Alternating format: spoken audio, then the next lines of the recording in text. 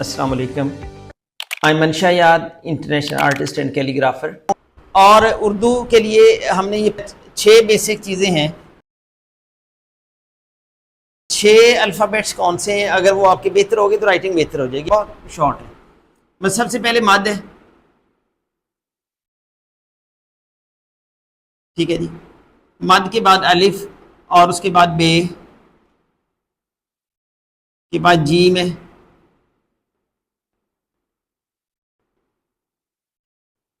پھر دال ہے، رے ہے اور سین ہے. جب آپ درس لکھ لیتے ہیں اردو میں، اگر آپ کو درس لکھنا آ رہا ہے تو اس سمجھ آپ کا کام مکمل ہو گیا. الف کو بڑھا دیں تو یہ کیا بن گیا؟ لام بن گیا. اس کو ختم کر دیں، یہ نون بن گیا. ٹھیک ہے جی. اس کو یہاں پہ یہ بنا دیں ایسے، یہ کیا بن گیا؟ آئین ہے. اسی کو آپ ادھر لے آئیں ایسے، یہ کیا بن گیا؟ چھوٹی یہ بن جائے گی. تمام الفابیٹس نے انہی سے بننا ہے.